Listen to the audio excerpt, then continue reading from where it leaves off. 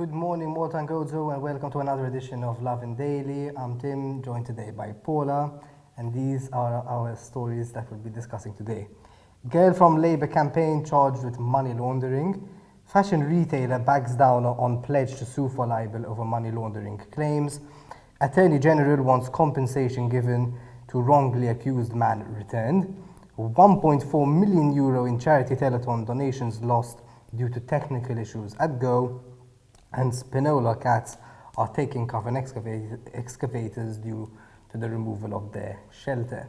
L-ewwel storja, Florinda Sultana, jew kif nafu aħjar fuq Facebook, Instagram u TikTok, Florin Sultana, jidher illi ġiet mixlija b'ħasil ta' flus wara li l-pulizija għamlu t-tfittxijiet tagħhom fosthom fir-ristoranti tagħha u f'dara fejn irriżulta illi l-accounts ma bdewx jaqblu kif suppost għandhom jaqblu. Fil-fatt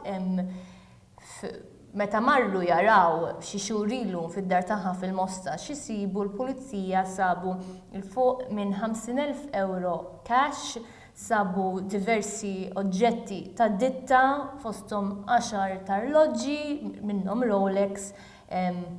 U dawn huma biss ftit eżempji tal-ħajja tal-lussu illi kienet tgħix din il-mara fil-fatt meta wieħed kollu daqdu daqsxejn tal-kurjożità u jidħol jara l-social media tagħha u qed jista' jara jew kien jista' jara għax m'għadhomx hemmhekk x'tip ta' ħajja lussuża kienet tgħix Floren fosthom b'ħafna holidays lussużi, b'ħafna ħwejjeġ, affarijiet tad-ditta. U jidher li dawn naħseb għenu biex il-pulizija nġibditilhom l-attenzjoni. Ovvjament il-konnessjoni wkoll kienet li din l-istep tagħha kien Darren De Bono li wkoll huwa implikat f'ħasil ta' flus barra minn Malta u allura naħseb il-1+1 tal-pulizija ma kienx rasek diffiċli biex issir. Yeah, she was also involved in quite a famous video, right? Iva. Remember it? Dal-video minn dem kien popolari biex wieħed jekk mhux isegwi l-messaġġ tiegħu forsi jitħaq jarah, minn issa ma nafx min qed jitħaq jarah għaliex tiftakru aħjar minn l-iskript inti tagħha di. X'kien qed tgħid? 5 more years of gideb. Tagħmel aħjar minna, aħjar għażlulilek. Well, yeah, but I didn't on a more serious note, as in it does show that the police are really taking money laundering very seriously, finally. And they really seem to be looking into the accounts of people. Even a bank official was actually charged in connection with this crime as well. He used to work at BNF, and this could spell worrying news for other people who might have been laundering money through seemingly legal operations. And this moves us on to the next story, which is Nationalist MP Jason Azzopardi has resurrected a claim he made over a year ago against a leading fashion retailer, Dianizzo, who owns the This Group, which owns several retail shops, fashion stores around the island. And he reminded people that he had made an accusation against her that she was laundering money through her shops. The reason that he gave was that her accounts over the years show a huge spike in income, something like 190%. In just a few years, and he said it's inexplicable. It must be laundering money, must be money laundering. She's denying it, obviously, but interestingly, she did pledge to sue Jason Azzopardi for libel a year ago. She hasn't. Instead, she filed a judicial protest, but no, she hasn't taken any action. Which is, I suppose I would say you have to sue someone for libel because unfortunately the libel courts drag on. You have to end up in a court battle with Jason Azzopardi for years, and so maybe it's fair to say that she doesn't want to go through that hassle. Then again, it's still letting somebody accuse you of laundering money without any repercussions. It's quite serious as well. Le, ifimni, meta sistema ġudizzjarja tibda tawwal biex taqta' sentenza, mhix kwistjoni biss tan-nies jidejqu jitilgħu jew jinżlu ma jaslu għal każijiet fejn dak li jkun jagħżel li ma jirsaqx lejn il-qorti għaliex inkella kif qed tgħid inti jeħers din jitlgħu jinżel u kull darba li jmur il-qorti terġa' tispiċċa fuq il-medja f'xahar jew ftit xhur wara ieħor u mhix ideali. Ma fl-istess ħin li għandna sistema tal-libel li mhix effiċjenti u ma taqtalekx is-sentenza kif l-istorja tkun għadha fuq fom min-nies qiegħda twassal ukoll biex l-unika mezz kif bniedem juri lil kulħadd li jismu ġie mħammeġ intortament mhijiex qed tilluminana u bekk wieħed ikompli jħawwad kemm min jallega jkompli jitfa' allegazzjonijiet għax jaf dak li jkun forsi jidħol il-qorti u kemm min għandu x'jaħbi ma jipprovax ingħadda f'ismu bl-iskuża li jismem wisqdew minn il-qorti. Ġifieri l-appelli għandhom ikunu lill-awtoritajiet biex is-sistema tal-libelli f'pajjiżna tinbidel biex issir waħda ħafna iktar maġla u bekk kulħadd ikollu dritt illi iżomm ismu nadif. Ħanibqgħu fuq it-tema legali. Storja oħra mill-qrati l-bieraħ, raġel illi fl-2010 nħeles mill-akkużi ta' traffikar ta' droga jidher illi ser ikollu jarġa' jibqa' tiela u niżel il-qorti wara illi l-Avukat Ġenerali oġġezzjona għall-appell li jagħmlu l-avukati ta' dan il-bniedem illi qegħdin jgħidu li jisma' il-kumpens illi ngħata ta' 10,000 ma kinux biżżejjed biex jirriflettu kif tħarbtitlu ħajtu kompletament dan ir-raġel minħabba il-każ li jankadam biex sar. L-Avukat Ġenerali mhix qed taħsibha bħalhom anzi qiegħda tappella biex mhux tal ma jistiċ il-kumpensi ma tal-kumpensi li ngħata mill-ewwel qorti ma jingħata assolutament xejn minnu. Jekk l-appell jaqbel mal-avukat, jekk il-qorti tal-appell jaqbel mal-Avukat Ġenerali għalhekk l-unika mezz kif dan il-bniedem jista' jieħu kumpens huwa billi mbagħad japplika fil-European Court of Human Rights fejn hemmhekk il-mod kif jaħdmu il-compensation hija ħafna iktar differenti u ħafna iktar ġeneruża minn dik tal-qrati Maltin. Imma jkun ifisser li dan bniedem ikun prattikament qatt tal-maġġoranza ta' ħajtu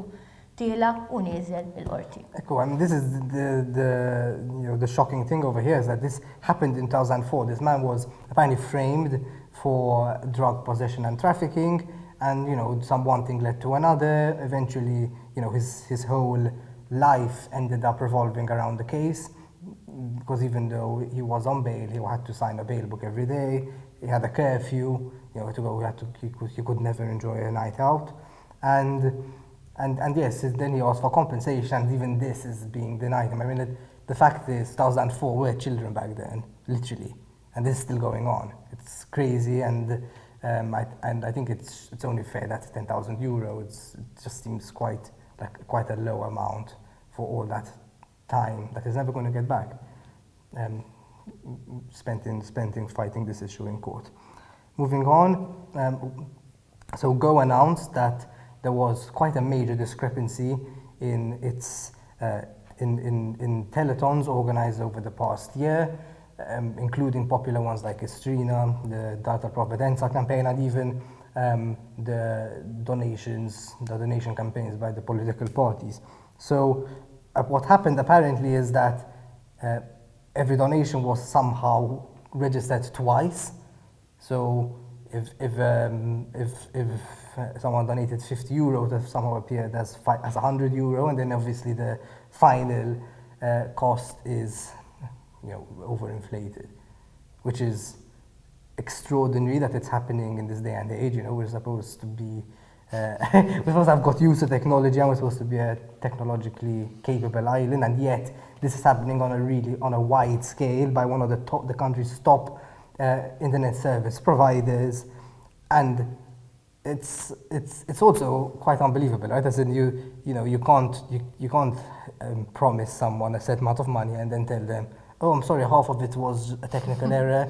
Like, what if they made plans with this money? U fil-fatt milli direk ġara minn Ottubru sa Jannar meta kellhom dil-problema il-Go u l-ar li mandunawx wara l-ewwel maratona, kellhom jgħaddu l-maratona tal-Istrina, tad-Dar tal-Providenza, tal-Partit Laburista, tal-Partit Nazzjonalista u tal-Caritas, ġifieri daw kollha kemm huma min jaf kemm għamlu budgets fuq l-ammonti illi allegatament issa irċivew donazzjonijiet meta irċivew ċekk ma rriżultax illi jistgħu jaħdmu bil-budgets illi kellhom ippjanati. S'issa l-Knisja ħarġet tajt x'impatt kellha fuqhom dan l-iżbal nimmaġina li kollha kemm huma qegħdin iħabbtu rashom mal-ħajt bħalissa għaliex ir-riperkussjonijiet huma kbar anke tkun għamilt naf, pereżempju l-Istrina tkun pleġjat diġà ċerti ammonti ta' flus ċerti nies, jekk ma jeżistux dal-flus, minn fejn ħajħallsuhom.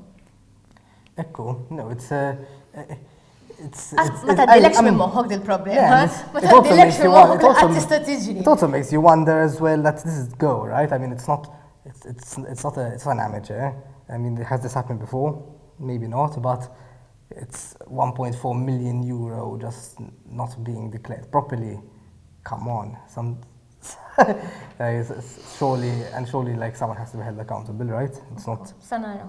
L-aħħar storja, xektar lajta x'kena naqa' heavy stories illum jidher imsiken il-tates li kellhom il-cat house tagħhom fi Spinola spiċċaw homeless iktar milli kienu għaliex id-dar tal-tates ġiet imkisra minħabba xogħlijiet li għaddejjin fi Spinola u dawn imsiken tates issa qegħdin jorqdu fuq l-inġenji illi kisru probably dar tagħhom in the first place.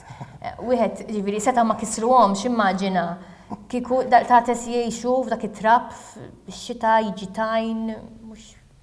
Well, this is Forsi l-Animal Commissioner tidħol fiha u tibnilhom dar ġdida. Well, the problem over here is that this was the famous cat village. A lot of people used to love it. I don't know if you've ever been to it at the bottom of St. Julian's. That someone had built a shelter for these homeless cats, and when apartments are being built and the cat village was completely ignored, just as Duck Village was in Manuel Island. And correct. Cat village ta' Spinola ma. It's a similar concept but smaller in size and just for cats. Kif hemm ridut in-naħa l-oħra tal-baħar? Eżatt, there were two of them, and no one really thought of the cats in this plan. And this is the end result. And that brings us to the end for today. Make sure you stick around and you make sure you follow lovinmalta.com for all the latest updates on what's going around on the country. And until we meet again, have a day full of loving. Ciao.